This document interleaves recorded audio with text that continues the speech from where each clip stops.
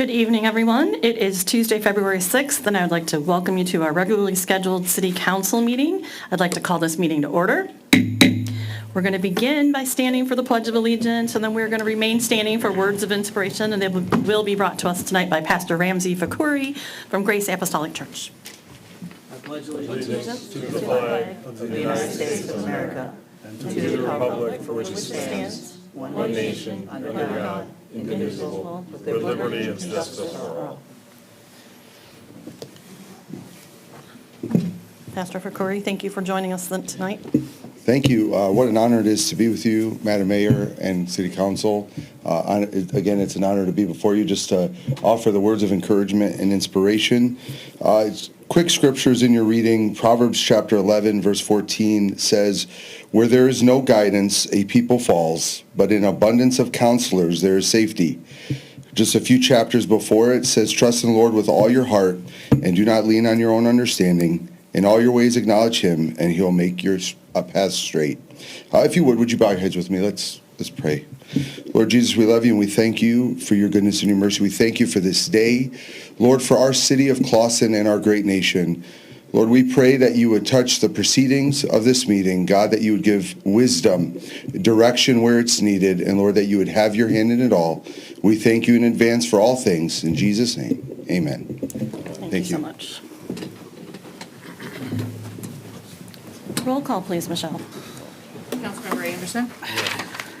Councilmember Binkowski. Here. Mayor Milan. Here. Mayor Pro Tem Moffitt. Present. Councilmember Shepherd. Here. Thank you. I would like to see if someone would like to make a motion to approve our agenda. Madam Mayor, I move that we approve the agenda as presented. Support. Thank you. Roll call, please.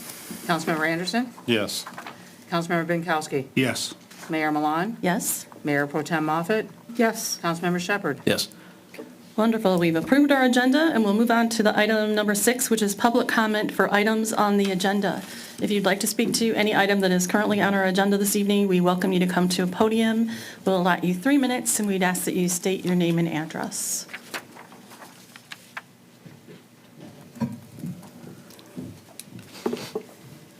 Good evening, Madam Mayor and Council. My name is Nate Hara, 413 Park Drive.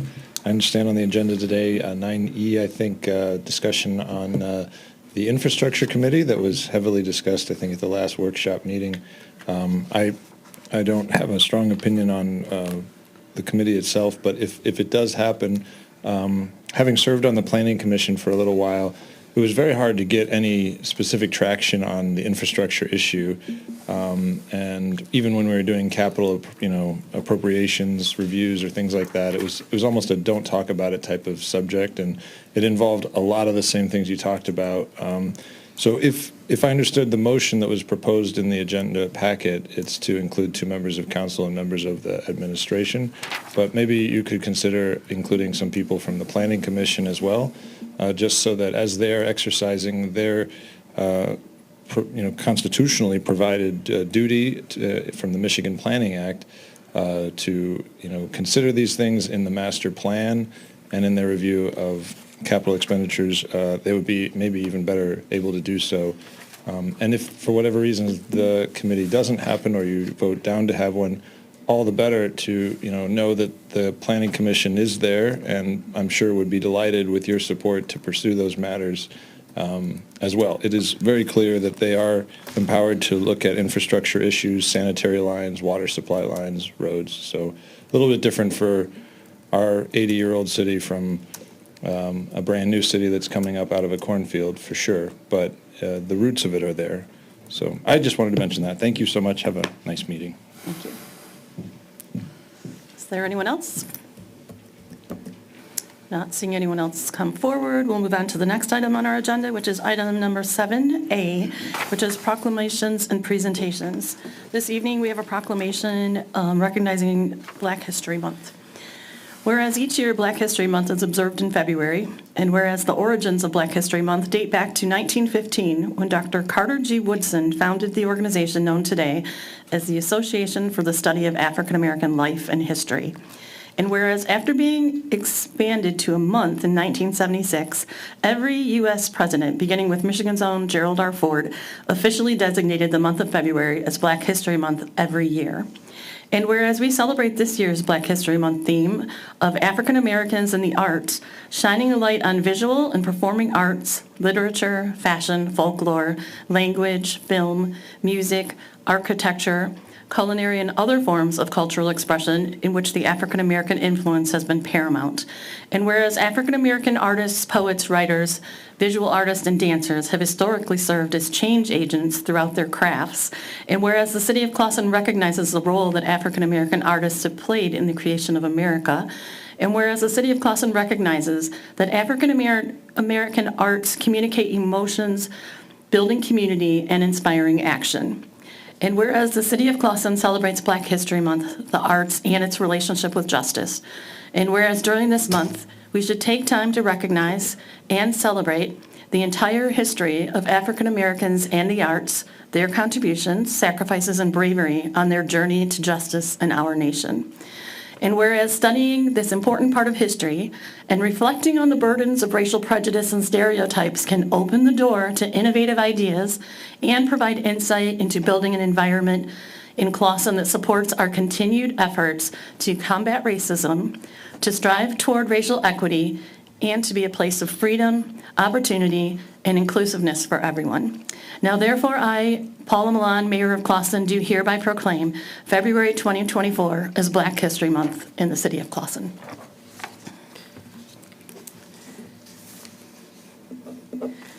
We will move on to item number 8, which is consideration of approving the following consent agenda.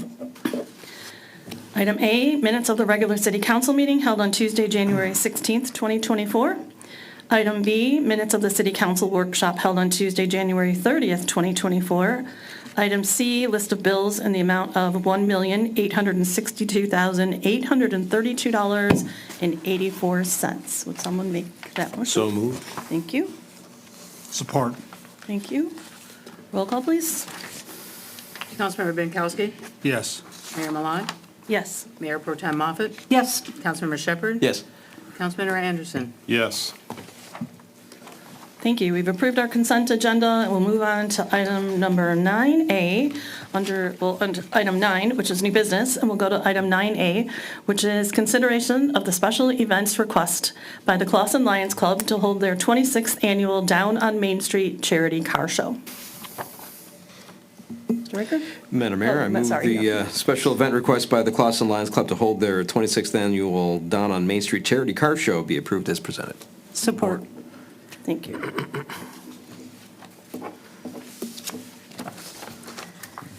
Now, If you'd like, Madam Mayor, the Clawson Lions Club is requesting to hold their 26th annual car show on August 10th, 2024. The Lions Club is requesting to have Main Street closed off from 14 Mile Road to Chippewa for the time period of 8 a.m. to 6 p.m. Clive Brown from the Clawson Lions Club is present to answer any questions about the 2024 car show. Clive, would you like to speak with us about the upcoming car show? Which we're happy to talk about because we're entering into our very brief period of spring for this week. Well, first, I want to thank you all, Madam Mayor, City Council members. Thank you very much for the support for the past 25 years. This has been a wonderful joint venture. We all benefit from this, the businesses, the Lions, and all the causes that we write checks to. It's been amazing. I want to continue it. And, the motion to approve it, it's very heartwarming. I don't have a lot more to say except that we, as Clawson Lions, we've been, this is our 80th year serving Clawson as a community service club. So we've done a lot of good things, hopefully. It's been recognized. We're a little humble, except for right now. But, we kind of stay in the shadows, but the fundraising is what we do, and we've done a pretty good job of it. And, the last maybe 18 months, we've had the opportunity to add 4 new members to our club. So we're growing. We now have, but we will have 36 members, and In our region, we're in the top tier of that membership, and we also have probably the largest membership meeting attendance in our region, and we have 37 other clubs in our region. So we're happy. People come to us.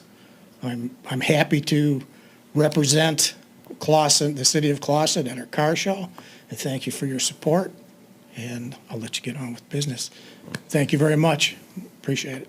Thank you for all you do. Any questions? I Any questions? brought some 8.5 by 10 glossies and some other things. So- No rain this year. No, here, yeah.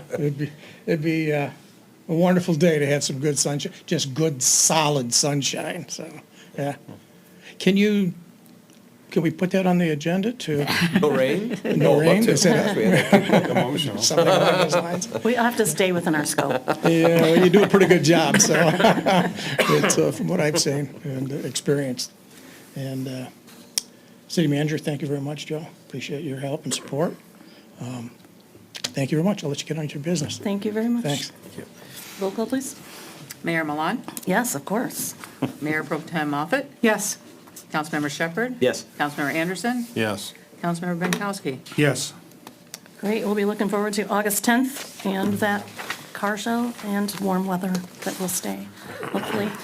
Moving on to item B, 9B, excuse me, which is consideration of a proposal to provide professional services for the development of a complete distribution system materials inventory to be compliant with the Michigan Department of Environment, Great Lakes and Energy lead and copper requirements. Someone like to make a motion? Madam Mayor, I move the proposal from AEW to provide professional services for the development of a complete distribution system materials inventory, CDSMI, to be compliant with Michigan Department of Environment, Great Lakes and Energy, EGLE, lead and copper requirements not to exceed a cost of $50,000 with the utilization of ARPA funds be approved. Support. Thank you. Do we have any questions? This is something that came before us a couple weeks ago, and there were questions about funding, how it would be funded. So, Mr. Raker, do you want to perhaps address those? Sure. I'll just jump right down to that part in the explanation. In the proposal submitted by AEW, there's a breakdown of the services they will provide. The anticipated schedule of cost for services is estimated to be at $50,000. The Water Sewer Fund available working capital is approximately $3.8 million, and the ARPA fund currently has approximately $778,000 remaining.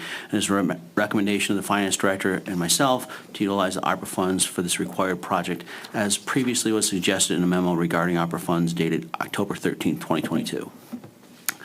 And then the rest of the information is pretty much the same as the last meeting. The only thing is that the schedule is just going to slide to the right pending your approval of this regarding that memo from AEW regarding the timeline. Does anyone have any questions? Councilmember Benkowski?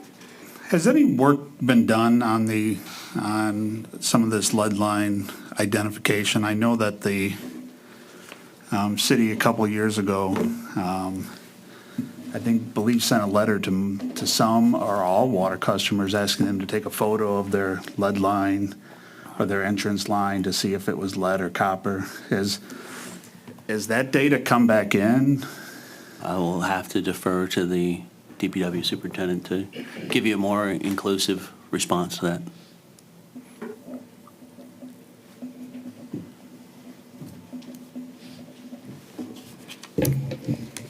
So yes, there were letters sent out.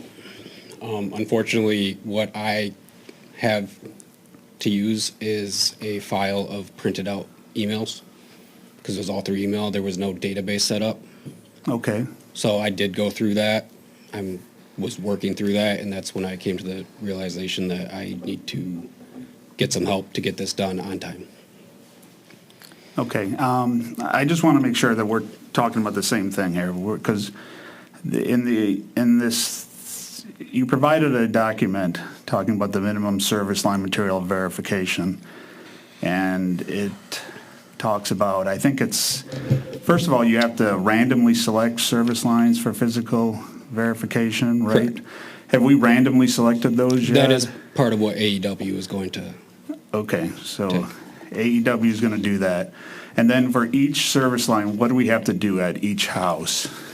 we need to physically see one side of the curb stop, is what it's called. So it's Yeah. at the property line. And also 18 inches either side of that. And then we also have to physically see the inside of the house where it hooks up to the meter. Okay, so we have to excavate at 300 some houses? Correct. Who will be doing that excavation? Is it the city or or the contractor we hire? The maybe? contractor that gets the bid. Okay.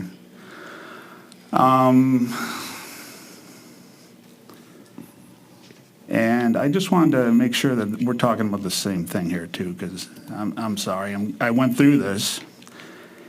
And they talked about how this should actually be done by the end of 2022 in case there's additional work to be done. So are we saying that we haven't done any of this work yet? Correct. Okay. To the council member's point, if he's saying 2022, we just had communication from Eagle that the January 2025 date was moved to October of 2024. Are we talking about the same thing if he's talking about a date? So- It says time, I'm sorry, let me just read it, so we are all on the same page. Timing of verification, it is recommended that water supplies conduct this verification early enough in the CDSMI process to allow sufficient time for additional work as needed before the CDSMI is due to the Eagle. By January 1st, 2025, consider completing this verification by the end of 2022, thereby allowing an additional 2 years to undertake any additional activities that may be necessary to complete this inventory. So I think maybe they were just saying this is going to be this may be a time-consuming job, and we really recommend you get it done early, but sounds like for some reason we didn't. Is that? I probably can give you a little bit of historical context. When I got here in 2022, Mr. Zulaki was the interim superintendent, and you had a vacancy. You had a vacancy that was caused, however you want to characterize the historical event. And when you have turnover in key positions like that, I mean, this is one of the things that we're experiencing. Okay. Unfortunately. I just want to make sure I understand. We asked a lot of residents to take pictures, send us some data, so we don't have to go into their house, and probably they did send us data, but that's all lost now. I wouldn't say it's lost, it just hasn't been, it wasn't assembled or collected in a fashion that was usable necessarily. If I may, the information that we gathered from that, it's not lost. It has just not been categorized. Okay. It's literally 3 separate files of unknown lead, copper from the picture sent. The unfortunate issue of that is because of COVID, that's the way it was being done. But the way Eagle operates, just not going to be good enough. Okay. We're going to have to physically go in and verify. Okay. Which I've talked to a number of communities that they said that is the hardest portion of this project. So the excavation is the easy part then? It's the expensive part, but it's the part that can get done. Okay. The being allowed in a house, that's, as you Right, would imagine, is not easy for some people. Right, okay. Now, and just so and last time I asked this, but I don't know if I think I asked it, but how much is the actual, do we have an estimate of how much the contract to do the actual work is? What Yes. you're asking us to do here is Yes. simply put out a bid pack to do the work, but we don't really know. So based off of bid awarded pretty much right before we first came with this, they awarded a $350,000 bid. So it'd be similar to our work. Those bids came in at a range from that 350 at the low end to all the way up to 830. Okay, now where is that 350 coming from? That's from another? That's from Macomb. Another municipality? Yes. Okay, So we use them based on AEW had just put a bid pack together for them, and their numbers, because they're a newer community, actually match up to ours. okay. So we're thinking 400 total.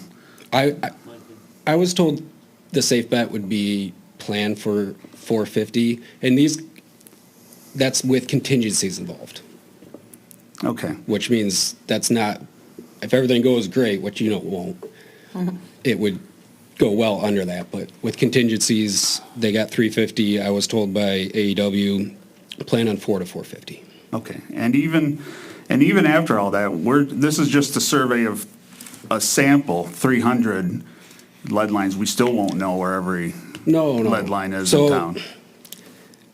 no one's going to agree with what Eagle's doing. Okay. That's fine. But their intent is we get this information, and then from that, we can gather, is it likely to believe that we can start saying a house built at this time in this section, because of what the records say and what we're finding, we can start saying those are probably copper or probably lead. Okay, It's steps that they're making us go through to get to that endpoint. okay, I think I understand. Is there any, maybe this is a question for the city manager, is there any other fund that we can pull through? I know we have another thing on the agenda talking about different budget amendments instead of pulling from the ARPA funds. You have the water fund. I mean, it has $3.8 million. The water sewer fund with available working capital of $3.8 million.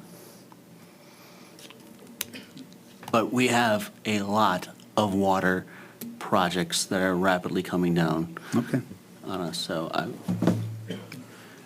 this is a compliance issue that I had suggested using ARPA funds some time ago, and just relying on that rationalization, but either way, we got to do it. However, wherever you want to take it from, I mean, If I may, we'll make usually that I- correction. Go ahead, Usually I please. wouldn't have a voice in this except for water funds. Sewer funds are a little special in nature. Odds are that you won't be able to use those funds for these purposes. We would have to look at them closely, but they're specially designated.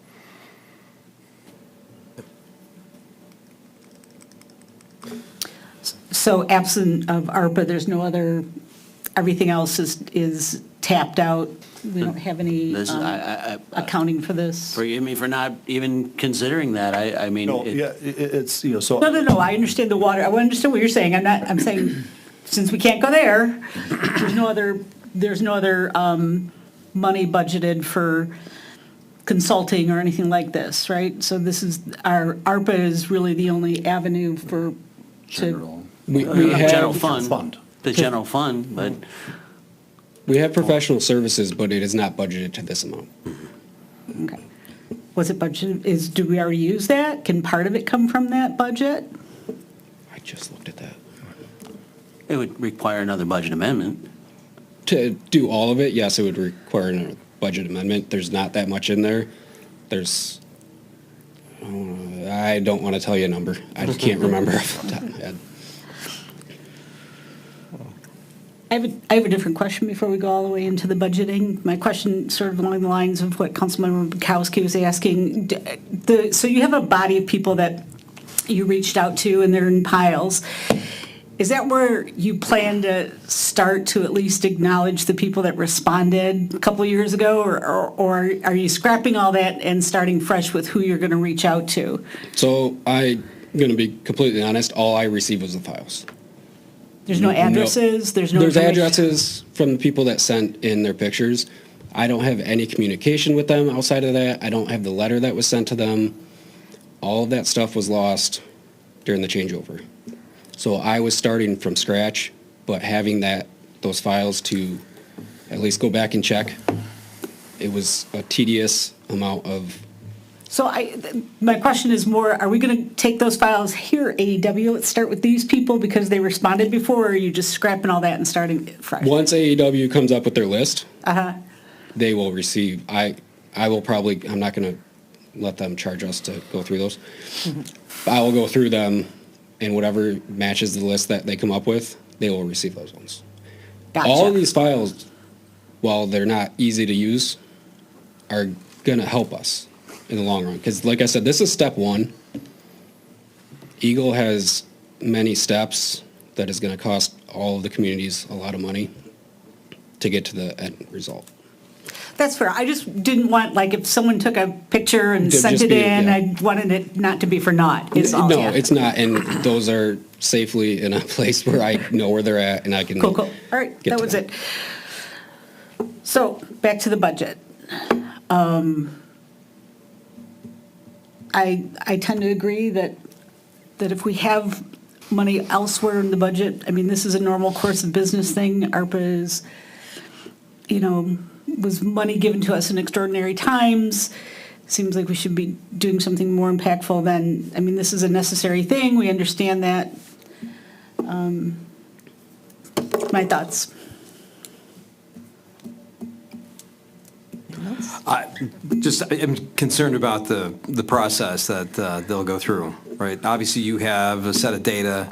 Will they be using that in any extent as far as what they use for their random sampling? Yes, I already sent them lists of dates built. This isn't going to be a just AEW takes care of it. It's going to be a working together type. Okay. I mean, because the way that our community was set up, right, we have neighborhoods that were established at a certain point in time, then later on, another one was set up. Yes. So those homes were built relatively close together, and in those eras, in that period of time from whatever that neighborhood was established. All right, we have plots that say that this neighborhood, Arrow Gardens, 1918, right, they didn't Correct. finish until the 30s or whatever, right? But we know the era of those homes and what they were built. So, I mean, is that a section that would warrant 100 houses to being looked at, or? So anything considered unknown goes into the pool, and then they do the random selection. The idea is from that, what we find from the random selection is we might be able to say, this section of town was all copper. Yep. And we can reasonably say that, and we can start making our records accurate to those findings. Okay. The reason why I ask is that, will that mitigate some of the cost on the road for the expense of excavating if we know that, hey, this section of town, this street entirely was built in 1936 or something, right? So that, Not until this is done. okay. That's their whole point of doing this. Is So okay, so $50,000 may save us $150,000 later on, potentially, if we know what these homes are based off of our historical records on these sets of homes building in this neighborhood specifically being built, and it goes throughout the rest of the community, right? Correct. So the idea would be, let's say we start finding, we're not finding any lead in anything built, let's say before or after 1950. The findings might say, we can reasonably say anything in Clawson built after 1950 is copper, which I don't know as to be fact, but I believe it to be true. Okay. But okay. I need this data to go to the state and say, here's what we found. Okay, and the evidence that you have for random pictures that were sent doesn't necessarily No, tie that that's back. the thing is, a homeowner could have went and changed their water service, but our end is not changed. It may not even be their house, right? So. Yeah, well, there's that too. Okay. I don't know. I like to keep the water and sewer fund for those infrastructure projects. I don't like to tap into ARPA funds for something like this, but I don't know if we necessarily have another option.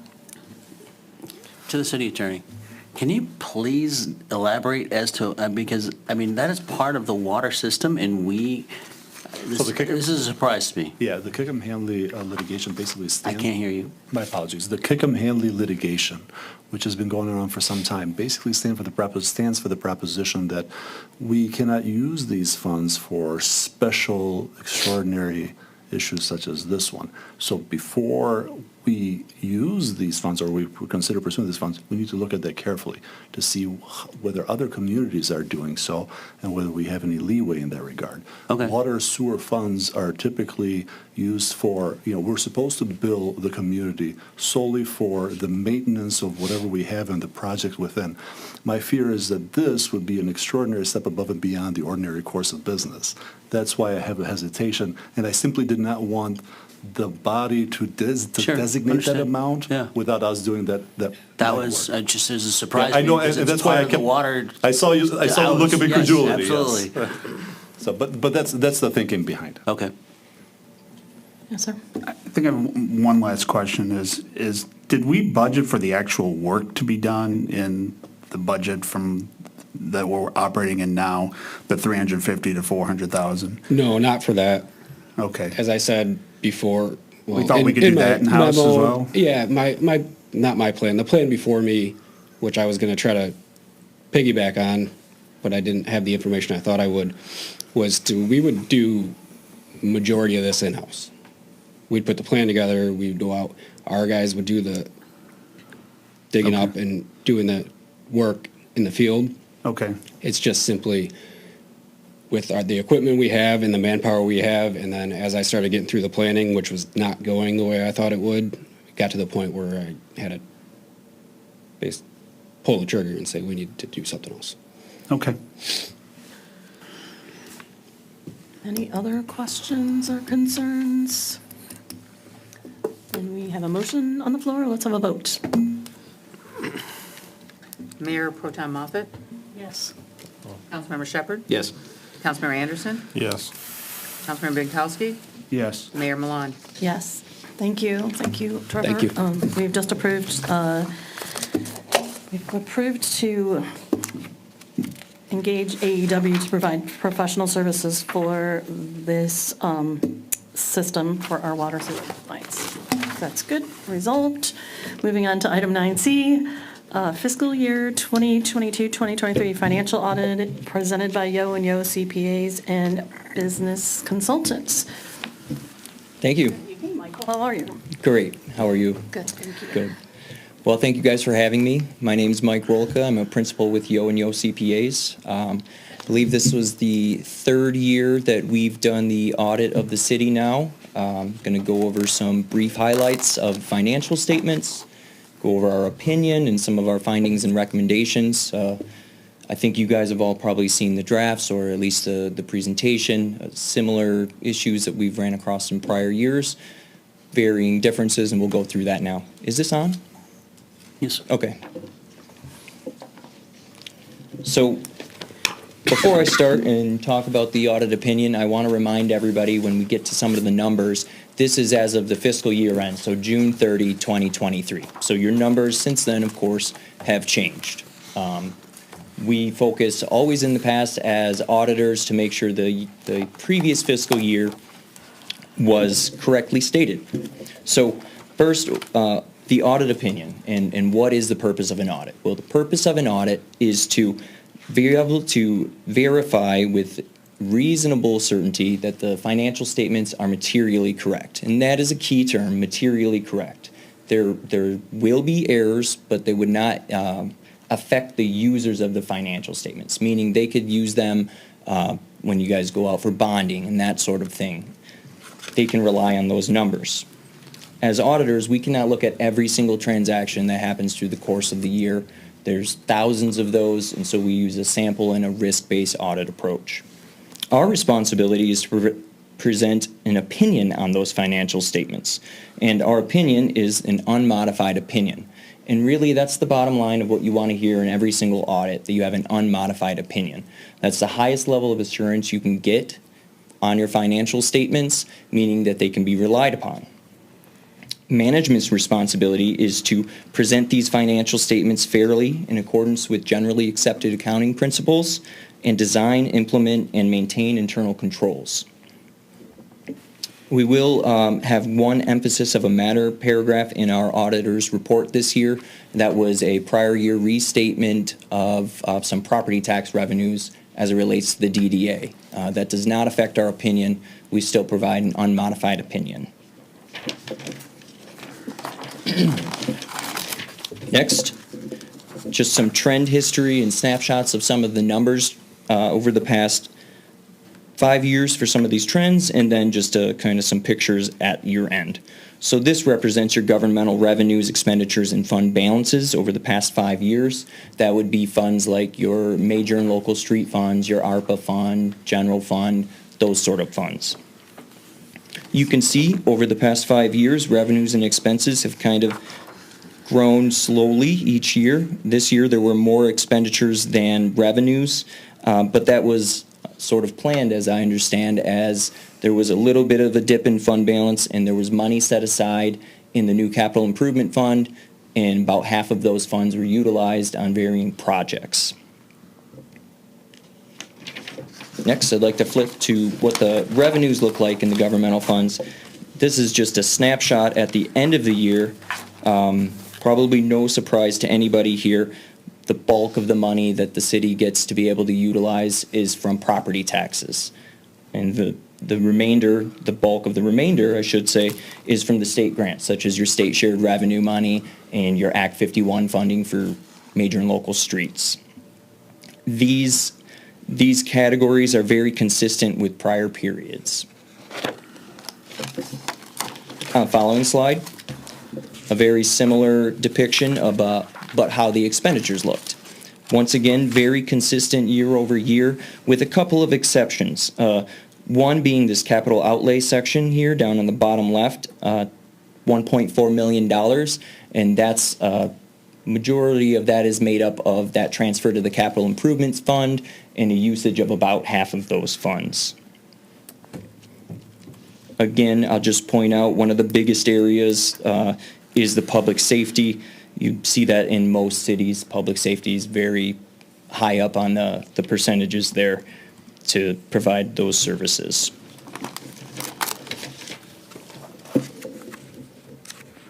Next, we'll look at some of the fund balances over the past several years. You can see that it's been going up, trending up for most of the years, except we had that small dip this year, as I previously discussed. But one thing you'll notice differently here is there's this green section, and you might wonder what that represents. That represents the remaining amount of funds that were transferred from the general fund into the capital improvement fund, and they sit there in what we call assigned fund balance as an accounting term. And what that means is it's assigned for capital projects because it's been moved to that fund, but should you need it for other purposes, you could move it back to the general fund. Underneath that is about $2.2 million in the orange. That is the unassigned fund balance in the general fund that may be used on any projects the council wishes. There's a small red bar that represents non-spendable fund balance. And what that means is things you've purchased that you can't utilize cash for. So think of inventory on hand or prepaid expenditures. Under that is restricted fund balance, which are externally imposed restrictions. So when you received Act 51 funds, for example, for your major and local streets, those must be used for that purpose and therefore must be restricted.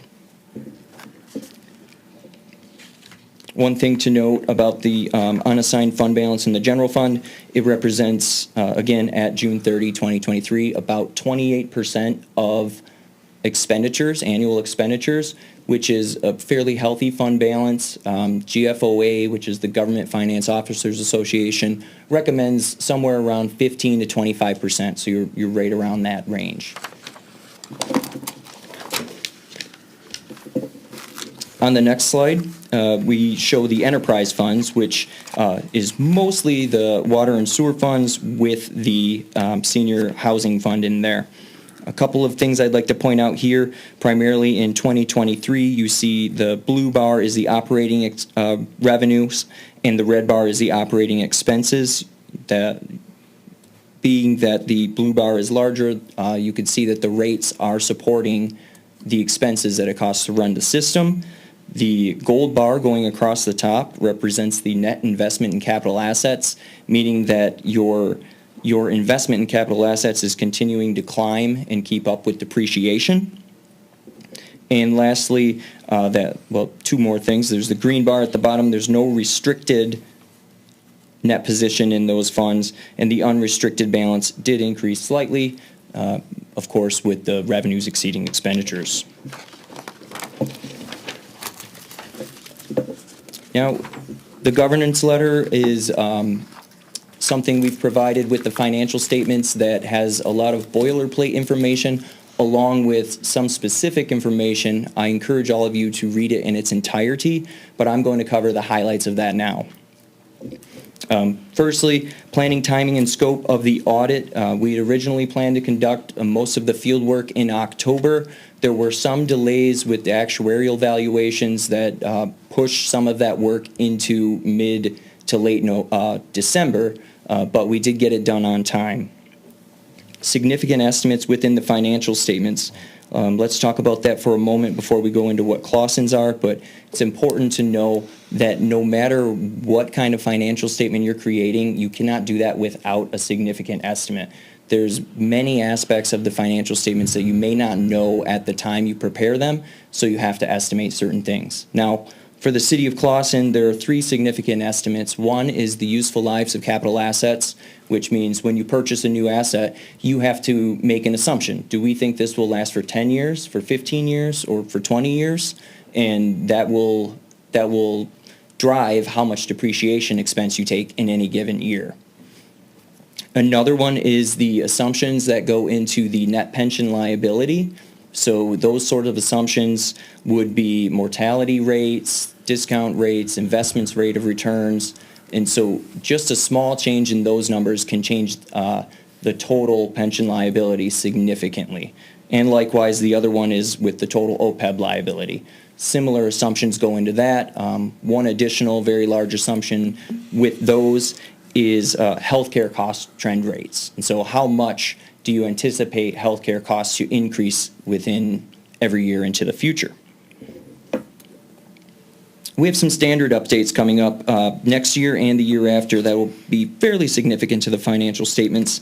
The first one is there's been an implementation guide designated 2021-1, which will now require when you purchase groups of capital assets, you have to capitalize those even if the individual asset is not over your threshold. So assume your policy says you capitalize assets that are $5,000 or more, and you go out and you purchase 300 computers, and they're all $1,000 each. Under the old rules, you would not capitalize those. Under the new rules, you now do. The other new standard that will be coming out for fiscal 25 is GASB Statement 101, which creates a new model for recording compensated absences, things like vacation pay, sick pay, PTO. It wraps it all into one model just so everybody's doing things the same way. I'm required to communicate to you that we have one past audit adjustment, meaning an adjustment to the financial statements that was not made. It is not material. It was intentionally not made. This was a similar entry to last year, just as a cost savings measure. Lease assets and liabilities are understated by $66,000. So assets are lower, liabilities are lower. There's no net effect.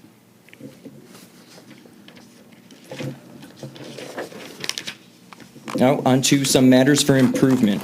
So some of these are very similar to the prior year, and I just want to cover briefly some of the reasons or some of the results of these sorts of things. So first, the segregation of duties, and I understand these are under work now, but really we'd like to see double checks on things like bank reconciliation, so it prepared by one person, reviewed by another. Likewise with journal entries, when a journal entry is prepared, and then that should also be reviewed by somebody else. So that can not only protect the city from potential fraud, but also can protect finance director, for example. So whoever's preparing those things has a second look and is protected as well. I do want to point out, though, segregation of duties in the mind of the state, that isn't even something they require us to report to them each year when we do our auditing procedures report. That's how they get the financial statements. We're required to report that. They want to know about the findings except for segregation of duties, because they understand, you know, for smaller communities, you may not have a robust enough accounting and finance department to have perfect segregation of duties. We had a lack of timely reconciliations. This was primarily due to turnover in the finance department right near year end. That really could put a wrench in things, as you may understand. And the result of that was a delay in the audit process and a couple of significant adjustments. So those adjustments were a $227,000 adjustment to cash and accounts receivable. Not to say that cash was inappropriately used or anything like that, but it was on the bank reconciliation in an inappropriate spot, and an accounting entry was necessary. The cash went where it needed to go. One of the largest entry was really a $12.8 million entry to the tax collection fund to record the additions and deductions within that fund. So $12.8 million of additions, $12.8 million of deductions. There's no net effect. That's just the amount that the city collects on behalf of other entities. So think the amounts you collect on behalf of the school district, for example. So really just an accounting entry for that one. And then lastly, any of the investments that were restricted to the fire pension were not recorded throughout the year, but they've been recorded now, and I believe quarterly statements are being provided to the accounting department for recognition. On the following page, just a couple of other comments. There was a deficit net position in the internal service fund, and a deficit elimination plan was provided by management to the state and has been accepted.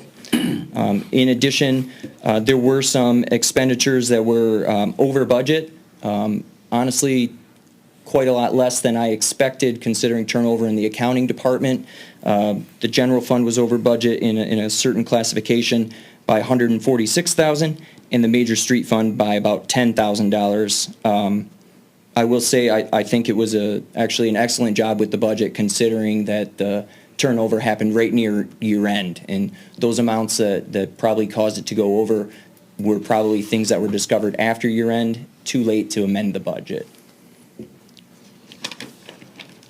Lastly, I'd really like to thank Joe and Mark and everybody on the team.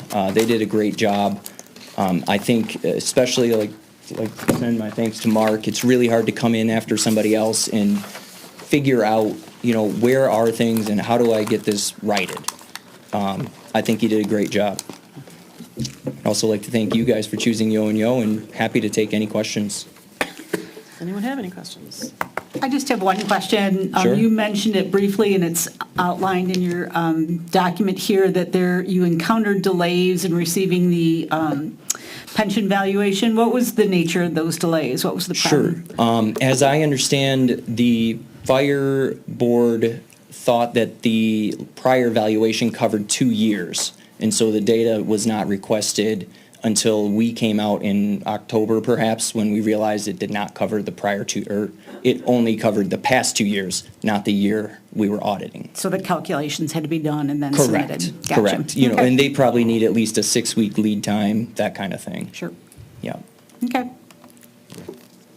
Anyone else? Mr. Olka? Yes. Just looking at your matters for improvement, you've kind of broken it down. You talk about material weaknesses, both segregation of duties, lack of timely reconciliations, and explained how those have been dealt with, so that's fine. Just looking back at last year's audit, there was a list of recommended improvements that you recommended to our staff at that time. Have all those been implemented at this point, other than what we're looking at here? Yeah, I think I would. Credit cards is one. There was Yeah. a list of them. The credit card acceptance policy, I believe it was, and I think perhaps an EFT Usage. policy.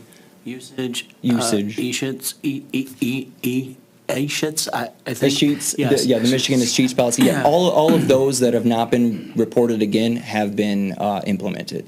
Yes. Okay, thank you. You're welcome.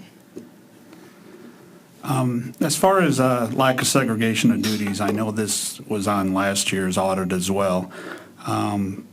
There are things we can and should do in order to make sure that, Yes. fraud doesn't occur, and we should be doing that, is what you're saying. Yes, and so Joe and Mark and I had a discussion about these sort of findings and how to kind of resolve some of them. And one of the first steps, and I think biggest steps, is that When journal entries are prepared, for example, because that's one of the easiest ways for fraud to enter a system, Mark is going to pass his along to Chris to review. Chris will pass hers along to Mark. So there's that double check. And then I think the bank reconciliations will go the same way. Okay, thank you. You're welcome. Previously, in the finance department, there was just the finance director. Now you have 2 people. Okay. Yeah, honestly, a lot of communities, it's just like a one-man show, and they don't even have any kind of clerks helping them out, and so I think that's the reason the state kind of takes the stance. They don't want segregation. They don't want to hear about it, because think of some of the very small communities, you'd hear it on all of them. So it sounds like this change, and I know you may not know the details of it, this change that where Mark and Chris are both looking at every entry, are both of their initials then shown on there, or both shown that they've both reviewed somehow?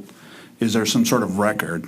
I do not know right now. That hasn't been implemented with the data that I looked at yet. I don't know the status at this point. Liberty to explain the policy? We did just start initialing off, because the issues we had were, we couldn't wait for each other because we had so much to correct. I think, Mark, if you can step to the microphone, please.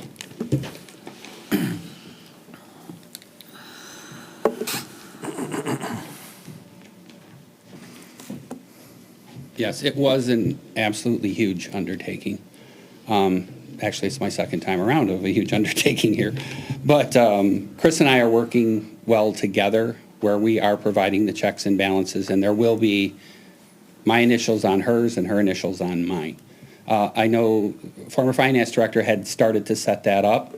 The issue was the people approving didn't know anything about what they were approving. So we were getting the sign off, but admittedly, they said, we don't know what we're approving, but we'll approve it. So Chris and I talked about it. Her and I are very familiar with what we're doing, but having that second person sign off, her for me and me for her, is going to work exactly as the auditors are recommending. Another quick question. They also talk about statements not being reconciled timely, and I think the auditor suggested this be done monthly. Is that now being done monthly? Yeah. Or? Yeah. Okay. Chris literally had to go back to the beginning of last fiscal year and reconcile, and now she's caught up. In fact, she just sent me, she's already done with January. So she's just sent me the January statements. I think there's 2 smaller banks that we receive interest from that she's going to adjust. But our pooled account, which involves the majority of our funds, she's already balanced that from January. So here we are, not even a week into the following month, and she's already completed. So that is absolutely something her and I will do and take pride in, and understand the importance to prevent fraud, because absolutely we need to know what's going in and out of our banks and reconcile that. And we are doing that. Okay. Any other questions I can answer? Did we have a motion? No, you Nope, didn't. We did not. We did a presentation first, and now we'll do a motion. Madam Mayor, I move to receive and file the financial audit for July 1st, 2022 through June 30th, 2023. Support. Roll call, please. Could you read the motion again? Move to receive and file the financial audit for July 1st, 2022. When you say file, do you mean file with the city or file with the state? Because it seems like it's already been filed with the state. It has. It's a term just to, that council's recognizing it. Yeah. Yeah, it's. We're good? Yep. Okay, we got the second? Did we get a second? Yes, roll call. Thank you. Michelle? Councilmember Shepherd? Yes. Councilmember Anderson? Yes. Councilmember Binkowski? Yes. Mayor Milan? Yes. Mayor Pro Tem Moffett? Yep. Thank you, Mike, for your Thank diligence. you all very much. Look forward to Appreciate seeing you it. back. Have a great evening. Thank you, you too. We're going to keep on the financial trend, and we're going to move to item 9D, and we're going to talk about consideration of the second quarter budget amendment for fiscal year 2023-2024. Someone want to make a motion? Yeah, Madam Mayor, I move the second quarter budget amendments effective on 12/31/2023 for fiscal year 2023 to 2024 be approved as presented. Support. Thank you.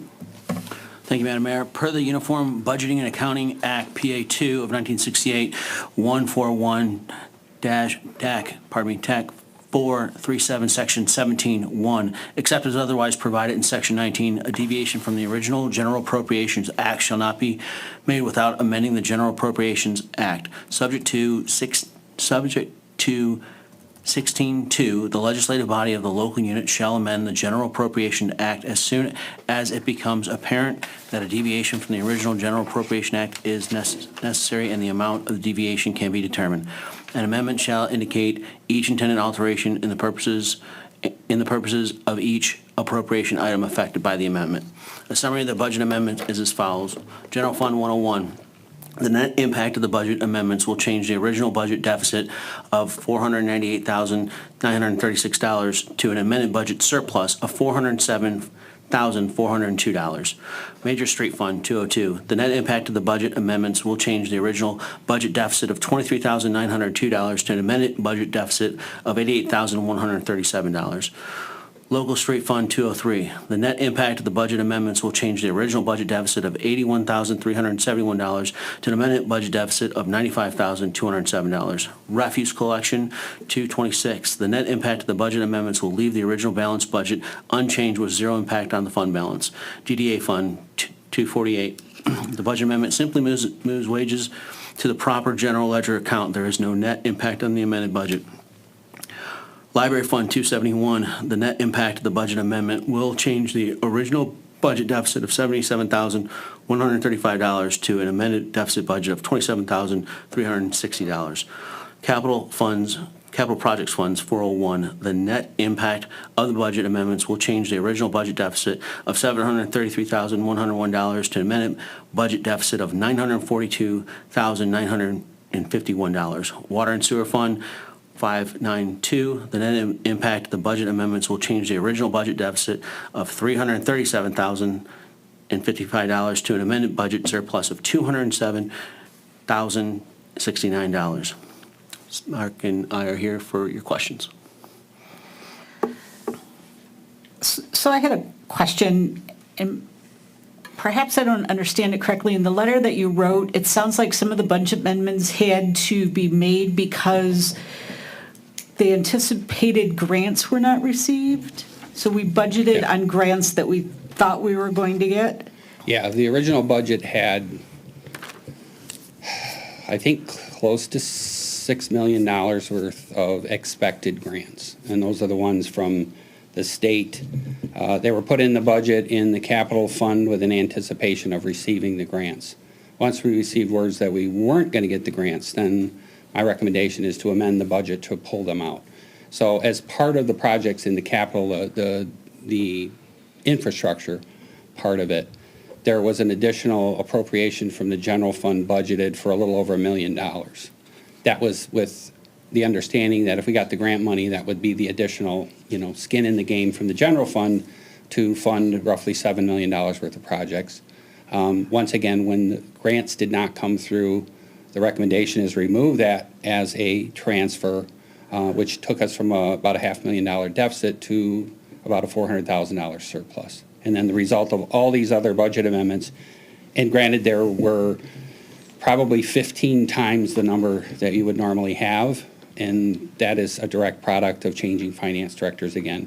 Former finance director and I differ in philosophy in how we budget, and a lot of these amendments, for sure dollar amount, were exactly that reason, was that we eliminated expected grants or budgeted grants that we didn't get. My philosophy would be, I don't want to budget a grant until we know we're going to get it. Agreed. So Kind of where I was going. Okay. Did we approve spending on any of these, based on these grants coming in? the $1 million transfer was approved in the budget from the general fund to the projects fund, with the condition that if we get the grants, that's the additional money coming from the general fund, including the balance in the. So we're not spending money based on grants that we didn't get? Right, exactly. And then if you notice, a lot of the other ones were due to, there was an attempt to move retiree costs to the individual departments in the general fund. It's too hard to do. It's just a lot of work, and in the end, as long as they're right by fund, which they are, correct, I moved them back to a department I used when I was here before. It's a 101, 863, and 864. We are still distributing active employee costs in the department, which makes sense. It's the retiree costs, as long as it's in the right fund, we move that to the department. So a lot of the amendments are a direct result of, again, a change in how things are budgeted, and to me, what makes most sense, there was a lot of attempt to combine funds, which in my previous 18 years here was a no-no for council, because they didn't want wait a minute, what all is in this line item? And then you have to explain it. It's already there to separate it out, leave it there. And a lot of these changes were a result of that as well. That way you're not, there was a other post-employment benefits line item created that had 4 or 5 different amounts going into them.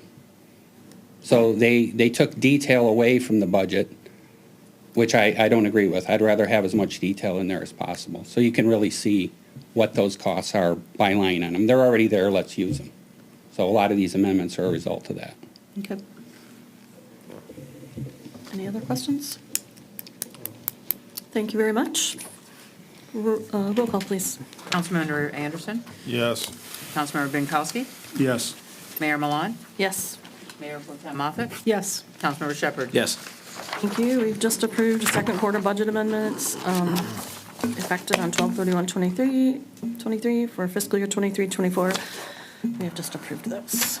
We'll move on to the next item, which is consideration of the appointment of Vince McBride to the Board of Review term to expire on December 31st, 2025. I move the appointment of Vince McBride to the Board of Review for a term to expire December 31st, 2025. Second.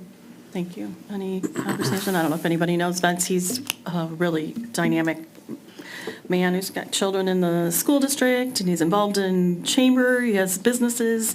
He's a great asset to our community. Really proud to have him willing to serve here. Yes, sir, Mr. I just wanted to ask if so this is a replacement for Lisa Sturdivant? It is not. It's an empty. It well, Lisa- is a replacement. Oh, I thought she was staying. Lisa Sturvin did not want to be reappointed, so she did not Okay. reapply. Okay. So it was a vacant seat at this point. Okay. Didn't we just appoint Lisa to something else? I don't know. What's It does ring a bell, but I can't put my finger on it. Right, we did. Unfortunately. Yeah, okay, but that's okay. She doesn't have to do everything.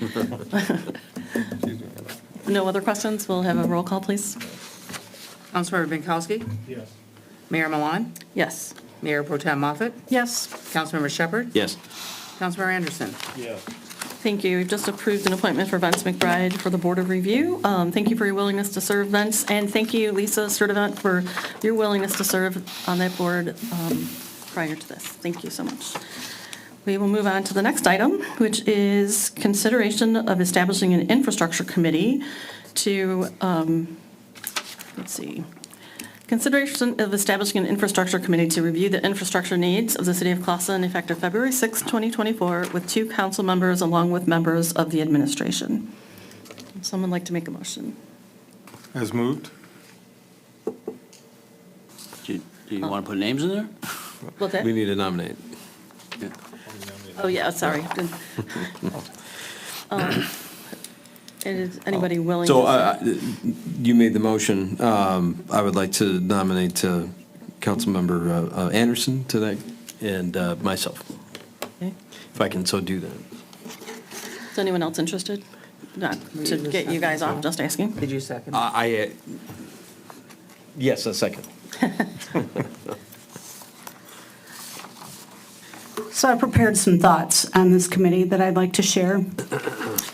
All this committee will do is allow the council to continue to shirk responsibility by worrying more about facilitating the city manager's sense of security than properly addressing the most fundamental issues facing this community. Keeping water out of people's homes or having to slash tens of thousands of dollars off of home prices because of the abysmal condition of the roads and infrastructure.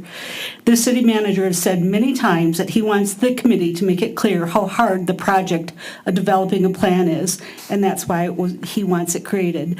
This is the same guy that keeps pointing to the 2021 road study presented to council, who didn't take action on it, as the reason a plan is not in place. Even in a strong city manager, weak council form of government, the most fundamental responsibility of council is to hold the city manager accountable.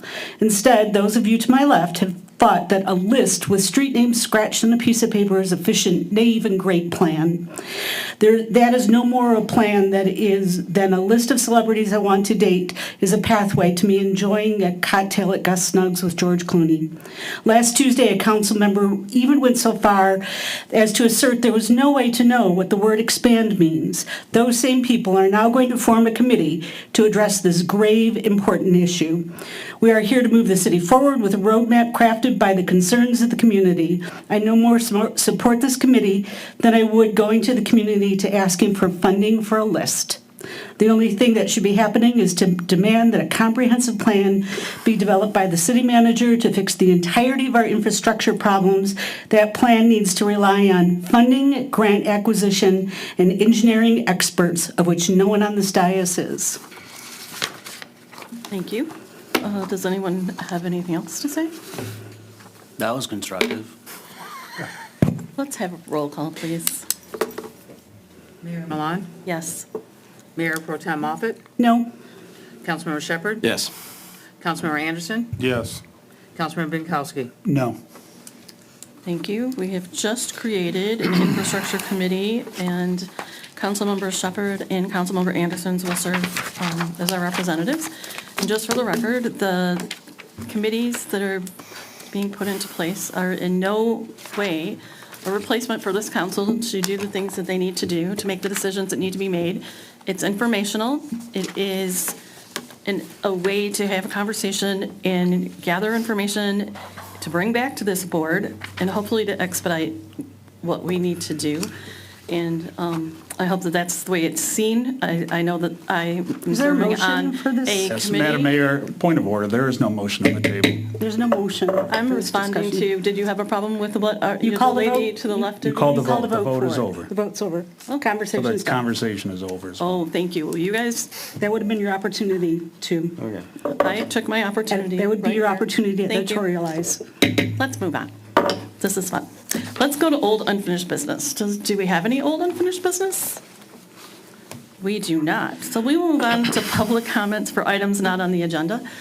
If you would like to speak to any item that has not been presented to us this evening on our agenda, we welcome you to come to the podium. We'll allot you 3 minutes, and we ask that you state your name and address.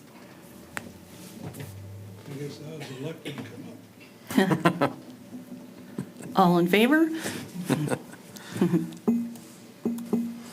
I'm in therapy now, trying to get my back fixed, so Oh, pardon me. Ron McCauley, 1008 West Selfridge. With this new working group between the city and the schools, I'm confused of what the schools are doing about CHOM.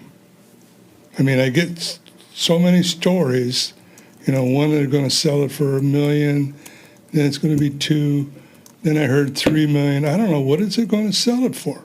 And who's paying to tear down CHOM? Is that under that millage that we approved? I thought that money was also supposed to be used to refurbish buildings, school buildings within Clawson. That's what that money was earmarked for, and/or destruction. Didn't say they had to tear it down. They could if they wanted to, or they could they could fix it, whatever's wrong with it. Same thing with Hunter. Hunter's got to be fixed too. So I'm not sure what's going on with this joint working relationship between the city and the school board. And I guess that's all I've got. I will say one thing, I'm really impressed with what the city has done so far on redoing some of the streets in Clawson. You know, they're not trying to fix the whole street, they're fixing parts of it, which makes it better, and eventually all the streets in Clawson will get acceptable. Right now, they're not, but I expect in the next couple of years, they will be. So I think whoever's doing that, who come up with that good idea, they did a good job. And I don't think I have anything else, but if I think of it, I'll let you know. Thank you very much.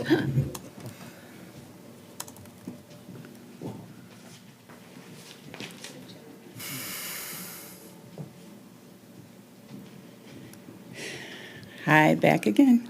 Linda Hale, 940 West Selfridge. So we're reminding you, once again, and our next stop will be the school board, that we would like to find out what's going on between the school board and the city of Clawson. And in the spirit of good communication and working together, I'm just wondering, Mr. Shepherd, I know that you're part of that group that is working with the school board. I don't know if they've already discussed, selling Shawm to the city, but I would kind of like to know, is the city on board with, like, having Shawm be part of our city, part of our Parks and Recs, instead of Hunter, which is in really poor condition, and Shawm being the bigger place, and more likely, since it's right next door to the park. Have they had that discussion yet? And I know you're not supposed to answer, but these are my questions. And that's what I'm wondering. And, Mr. Riker, I'm wondering, have you had that discussion yet? Like, I guess we're just all kind of wondering what's going on, and do we have the money, and how can we get the money? And is there a bond, or is there a grant?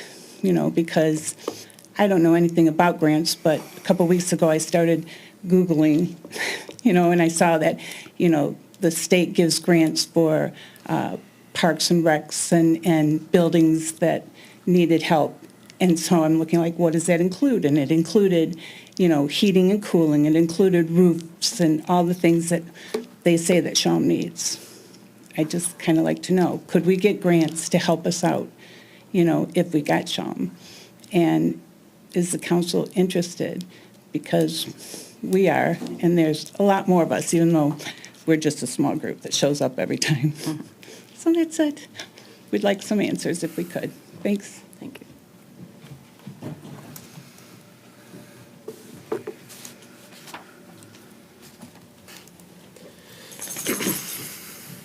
Hello, my name is Ginny Shawm, and this is my dog, Karma, a leader dog. We live at 1046 West Selfridge in Clawson. I was surprised when I came tonight to not find the school park issue on the agenda, and I would like to know where we are with that. I mean, why did it get tabled, and who did that, and where is the thing at this point in time? And I ditto Linda and Ron's stuff and the grant thing, and not on that issue, but on the water issue, maybe we can apply for a grant for that water thing, too. Anyhow, can you answer where we are with that and what's going on? Thank you. Thank you. Is there anyone else? Thank you. We will move from public comment to our city clerk's report. Michelle? I'd like to just report that the ballots have gone out for the presidential primary. We've mailed 1,320 ballots, received back 469 so far. And also a reminder to anyone that in our listening audience that has thought they were supposed to receive a ballot and have not. The permanent ballot process was put in place last year. People signed up for that, and they didn't get a ballot this time if they didn't return the card selecting a ballot style. So we have several on our list. I'm wanting to guess maybe around 500 on that list that did not return a card back, so they did not get a permanent ballot as they thought they would. So just another notice, I know people are listening because I had people come in and say, I heard it, so I brought my card in. So I'm putting it out there again. If you did not get a ballot yet, contact the clerk's office, we'll find out why you did not. Just an update on the boards and commissions, I did forward to all of the council members and the mayor the boards and commission list again, along with all of the applications that I had in my hands, everything that I could put my hands on, and was forwarded off to you so you know who's available and what seats are available. So you have in your hand now, I know there's several openings still, vacancies or expired terms. There's also the compensation commission that needs to be addressed because we should have had that meeting last year, in the odd year, which we don't have a board to have that meeting. So obviously, another public notice, if there's anybody interested in serving on our boards and commissions, we welcome you, and we have applications in the back of the room, or you can contact the city clerk and we'll get you one. So, Thank you. Does anyone have questions for Michelle? Thank you, Michelle. Let's go to our city attorney's report. Mr. Raker. And Mr. Raker, sorry. Mr. Newshine, unless you want a different job. Happy to assign the duty sometimes. Madam Mayor, members of the council, tonight I wanted to spend some time to report on certain recent actions that may have some legal implications for our fair city. I want to remind you, I'm sure you will recall, that the city manager several Fridays ago on his report indicated to you at the time that we had participation in our study, in our ordinance review committee by a third council member. And at the time, he indicated that to you that there was perhaps an appearance of impropriety by the participation of a third council member, given obviously we live and die under the Open Meetings Act. And he asked that I address that, which I did at the subsequent meeting of the council. And I indicated at the time that, in my opinion, obviously, council members have the ability to participate, you have the right to free speech, all that. And I indicated to you that the appearance of impropriety is it's a term of art in our world, in the legal world, that maybe does not fit perfectly well with what we had at that ordinance review committee. And I indicated to you at the time that we would more appropriately design sort of the seating area. I fear, though, that the city manager was a little more prophetic than I anticipated concerning his concerns. A couple of Friday reports ago, he also indicated at this time that Councilmember Moffitt appeared in our ethics board meeting that we had of late, and he reasoned, as you undoubtedly reviewed in the report, that as members of council, you do not get to, and that applies to you and everybody else, every person that participates in our boards and every member of staff, independent contractors, we do not get to divorce ourselves from our roles. And I like that expression because I think it applies legally very well. To give you some background and with respect to the ethics board meeting and where I see that there is an issue in participation by Councilmember Moffitt, the way that participation occurred, I have to give you a little bit of background. Some time ago, the city received a couple of letters from neighbors, property owners in the city, concerned with certain actions by another neighbor of theirs, which affected their property. Code enforcement obviously gets implicated. They pursue the concerns of the neighbors, and ultimately those concerns were validated, and the code enforcement issued a couple of misdemeanor citations to the property owner in question. That matter is currently pending in our district court as we speak. The same property owner that was issued a citation, without going into too great detail, submitted a couple of ethics violation complaints against the very people that basically are tasked by the city to deal with those violations, which is Barb Chambers, code enforcement, Vince Smith, and the city manager. If you paid attention, we issued a legal opinion that stated obviously that the jurisdiction is properly maintained with the district court, which will handle the matter beginning to end. And it would be inappropriate for the Board of Ethics to opine on the matter and to attempt to influence in any way, shape, or form the prosecution that is currently ongoing. Now, At the meeting, as I indicated, Councilmember Moffitt did appear, as is perfectly the right of any of you to appear. However, along with participation and opining on the issues, whatever they may have been, at that ethics board, Councilmember Moffitt's participation went beyond that. And I think that's where the impropriety stems from. As a member of council, again, City Manager is correct. We do not get to divorce ourselves from the proceedings at bay.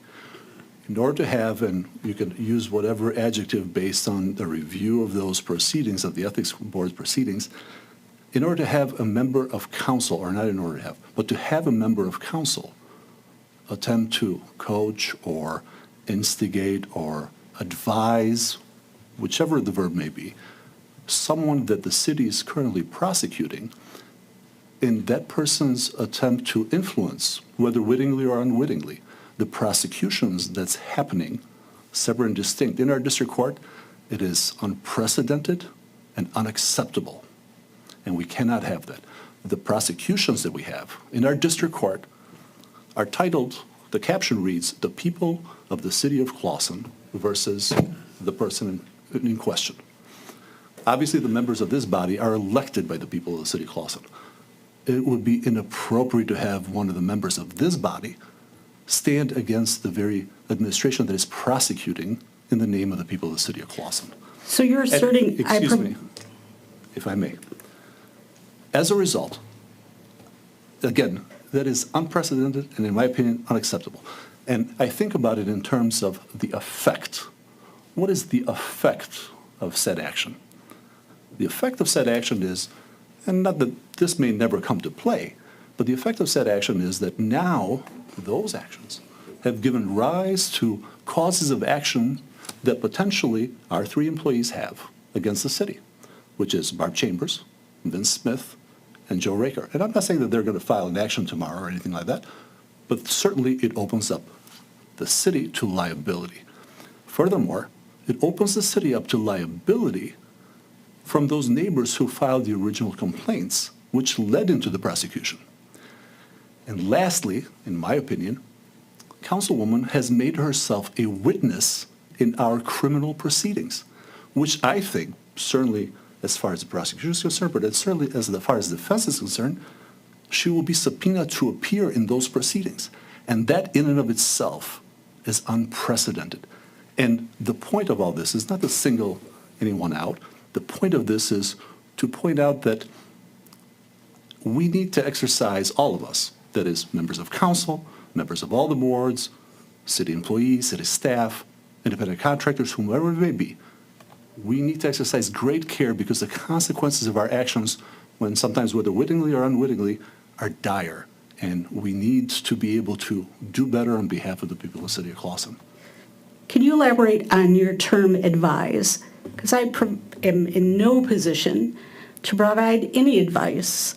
So I would like to know how you thought I provided advice to her or advised in any way. I would love to answer that, ma'am, and I think I will, but not in this setting. And I think, unfortunately, Well, I think it's an accusation that you made that's unfounded. Well, it is an accusation that I provided, that I advised her in some manner. Well, I spoke we were in at this room, public ma'am. comment. This is the city attorney report, and I'm reporting to you. During council comments, you may feel free to, by all means, address whatever you need. As far as the city attorney report is concerned, that is a statement based on everything that was observed in this room. And again, I don't mean to single you out. This is, if it was, if your statement as uttered, as attempted to be uttered right now, are correct, and I don't doubt your sincerity with respect to them, kudos to you. I think that would be perfectly appropriate going forward, as long as we keep true to those statements going forward. But ma'am, again, odds are, on a good day, you made yourself into a witness, and we just need to exercise more care when it comes to this stuff. Prosecutions are delicate to begin with because it's the might of the city against an individual. To start taking sides as members of this body is very problematic. So as a person who serves, our goal is always to try and champion the people who come before us for concerns.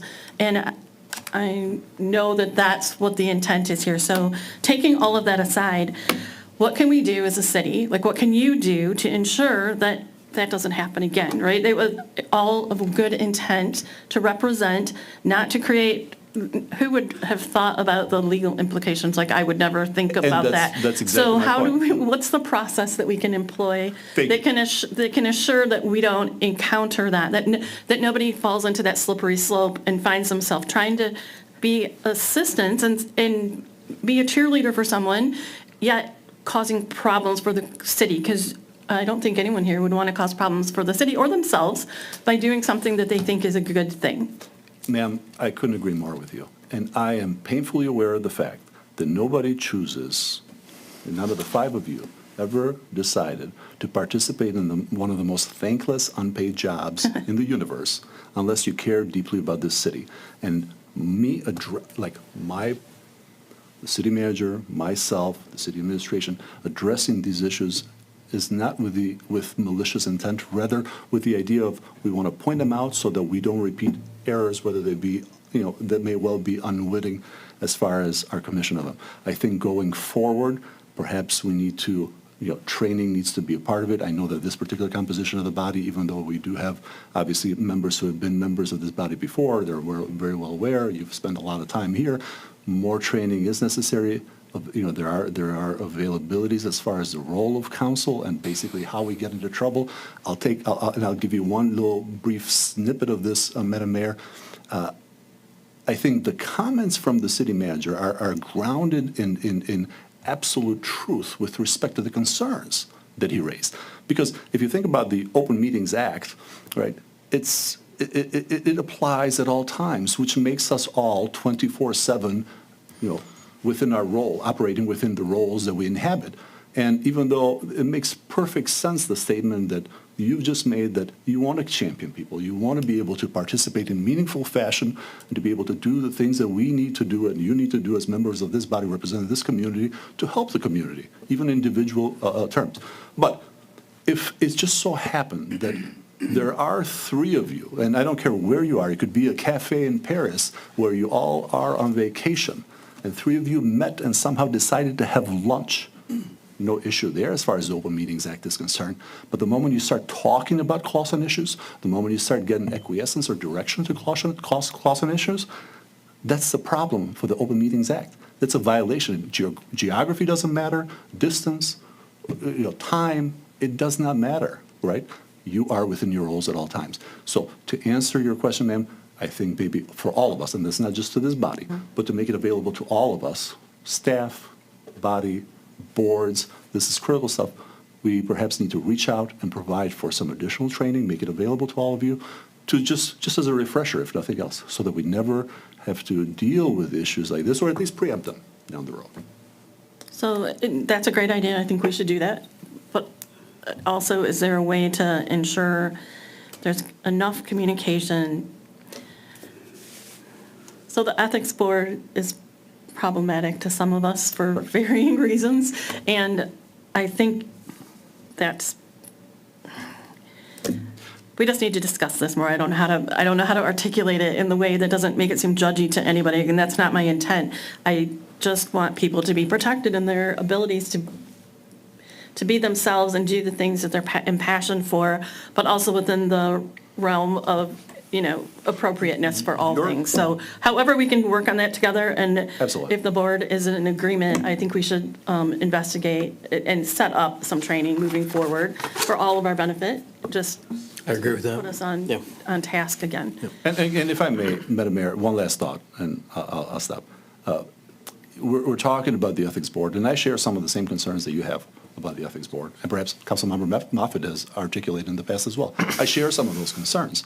But the point here is not necessarily, the problem here is not necessarily the Ethics Board, right? This issue could have arisen at any given time. It's the level of advocacy which places a member of this body in direct contravention and contradiction with the actions that the city's administration is taking. That's the issue. I think that's where we need to be mindful and protective of the actions of this city, because that comes with a lot of issues. That's all. Thank you. Well, that's communication, right? That's increased communication, so we can ensure that doesn't happen. But anyone else have anything for our city attorney? I had comments, but I was told I couldn't speak until council comments, so I'll save my comments for then. our city manager report. Thank you, Mayor. Police Chief Kelly Baus asked me to give another plug for the Citizens Academy. They will be accepting applications through Friday, February 16th. Also, a teaser for the upcoming Bowl-a-thon Scholarship, which will be held March 22nd at 5:30 at Astro Lanes. This event raises scholarship money for high school students who wish to pursue a career in law enforcement. Information will be available on the city's website under the police department. After requesting availability from council for budget conversations with department heads, we have identified the following. Next Tuesday, February 13th, from 6 to 7:30 p.m. in the City Hall Community Room, we will have all departments with the exception of DPW, Recreation, and the Senior Center. At 7:30, we will then have our Ordinance Committee meeting. On Tuesday, February 27th at 6 p.m. at the Blair Library in their community room, we will have DPW, Recreation, and the Senior Center. The reason for this location is that this date also happens to be the presidential primary election, so City Hall Community Room will be occupied for the election and the Planning Commission will be in the chamber. Also, the library's community room has much better technology, which will enable a better presentation and discussion. I will have the FY 2024-25 proposed budget timeline to the council as part of your Friday feedback for your consideration this week. Staff and I will be conducting a walkthrough at Shalom tomorrow. Tentatively, I am planning to have an assessment of our circumstances and of the building for the February 20th council meeting.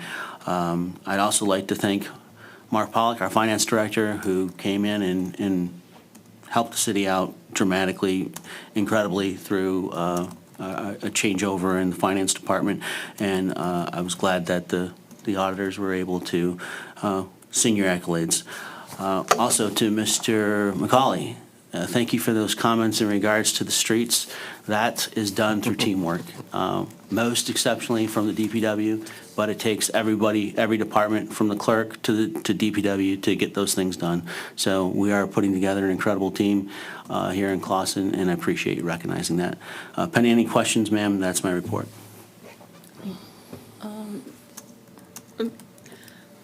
Does anyone mind? From the council. You have a question? Yes. Mr. Raker, on a couple things. In our joint meeting with the school board, there was some discussion as to the condition of Shalom. And I request, I think, from Mr. Werner or for his group to please provide you with the report they had on the condition of that building. Have they done that yet? Yes, I have some information on that, yes. Okay. Can you please share that maybe in our next meeting? Can you share it now? I don't have, I'm That's not fine. at liberty to do that. We're doing a walkthrough tomorrow along with AEW building architects and doing our best to give it an assessment so that we can Would have. next meeting be too soon for sharing that? That's why I said tentatively. So I mean, I know this is important to the community members. It's also important to our outlook as far as what we're going to do as an administration and council when it comes to managing our resources as well. Okay. Another question, completely different topic. When our state rep, Ms. McDonald, was here, we asked her several questions. One that I had for her was, there's interest in getting state grants for infrastructure.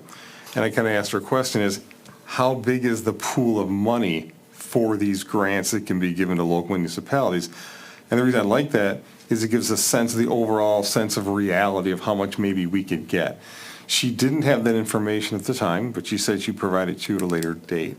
Have you seen anything yet? No, and as a matter of fact, I'm in contact with her staff, Matthew Dargy, in regards to putting together our proposals for this year. And so this year we're looking at, they're wanting a 5,000. They don't have the actual budget or ideas of what they can actually solicit for. So they want, much like last year, we did a project that was near $5 million and one that was around $1 million. And they also asked us to provide a few in-between projects, which we're also going to do. And that's all fine and good, specific to Clawson. My question is this, the overall picture is, how much does the state distribute in a given year? And she said it's going to go down, fair enough, and being a legislature, they're going to argue over the number, and so they can't give you a hard number. It won't be, 6.73 billion.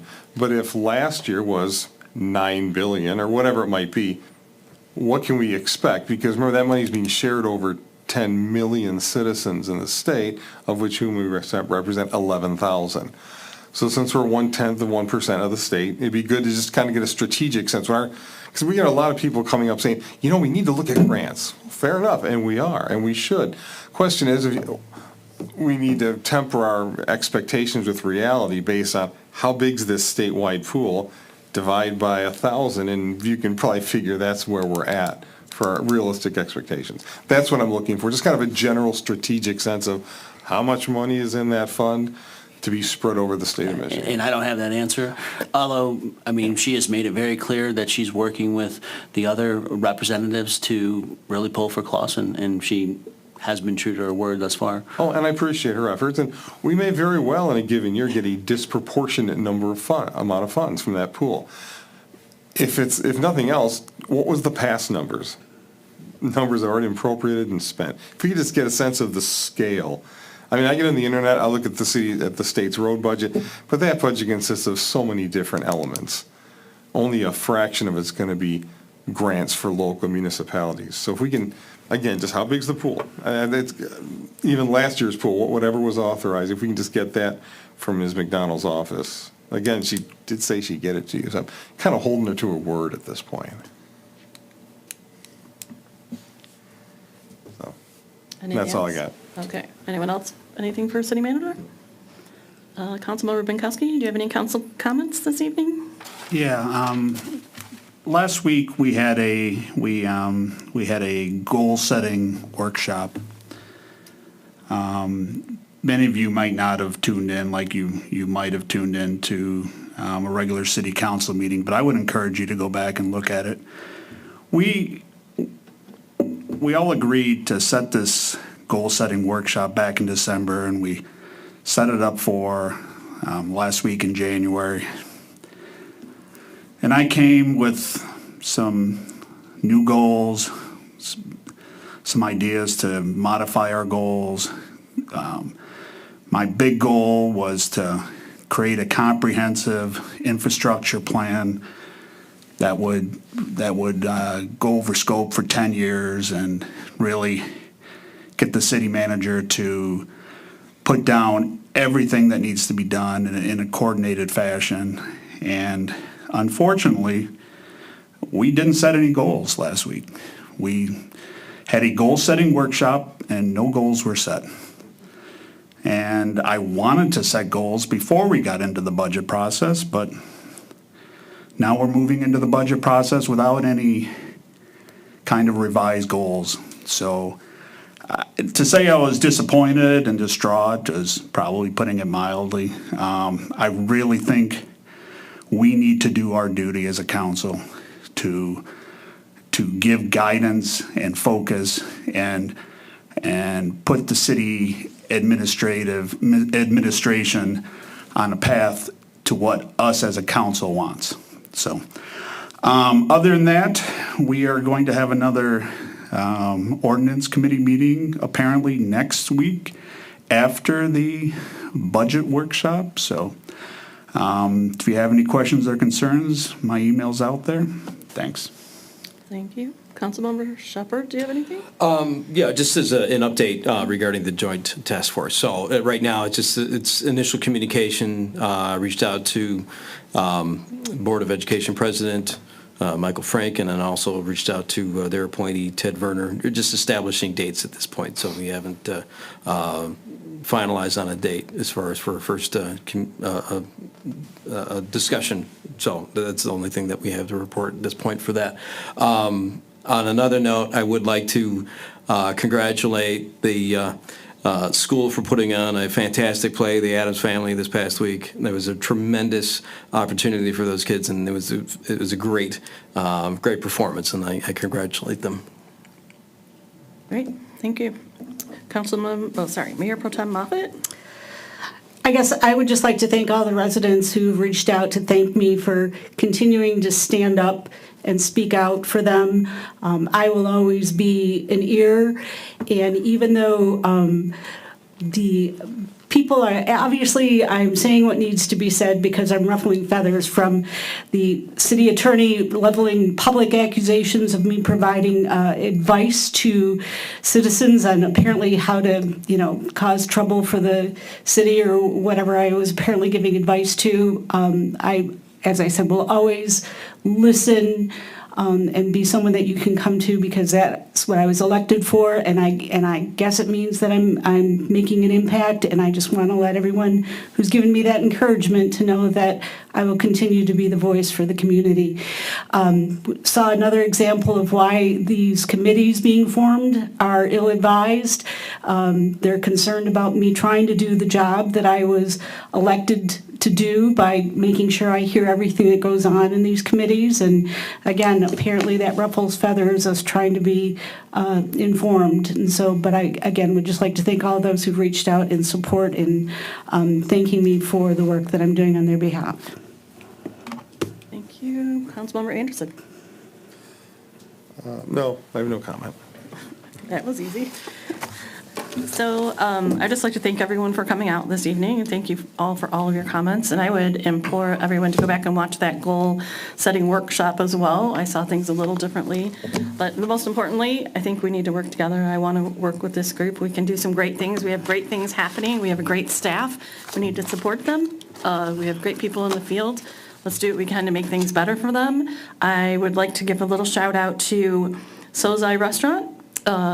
The chef has been given another nomination for the James Beard Award, which is one of the most prestigious restaurant awards you can have. So another shining star in Clawson, which is always amazing. We have so many that are under the radar, but this one got a little good press recently, so get out there and support them. And then now we are going to have consideration of going into closed session for purposes of receiving attorney-client privilege communication regarding City of Clawson versus DD's Vintage LLC pursuant to MCL 15.268E of the Open Meetings Act. So moved. Support. Roll call, please. Mayor Pro Tem Moffett? Yes. Councilmember Shepherd? Yes. Councilmember Anderson? Yes. Councilmember Binkowski? Yes. Mayor Milan? Yes, so we're going to be going into closed session. You're welcome to wait here if you'd like. We will come back in once we're finished there and close up our meeting. So, thank you.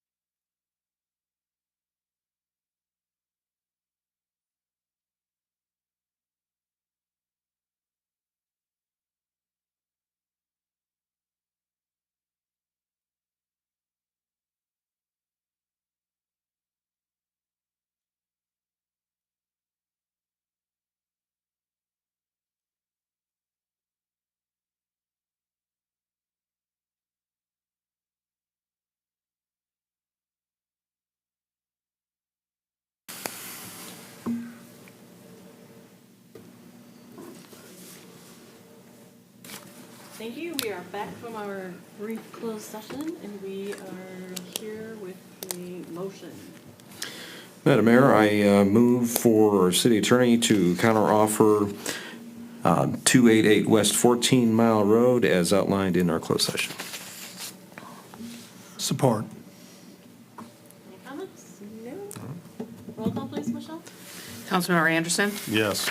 Councilmember Binkowski, Yes. Mayor Milan, Yes. Mayor Pro Tem Moffett, Yes. Councilmember Shepherd. Yes. Thank you. We have approved action for our city attorney, and then we have also concluded our meeting. If someone would like to make a motion to. Move to adjourn. Support. Roll call, please, Michelle, one more time. Councilmember Binkowski, Yes. Mayor Milan, Yes. Mayor Pro Tem Moffett, Yes. Councilmember Shepherd. Yes. Councilmember Anderson. Yes. Thank you, everyone. Meeting adjourned.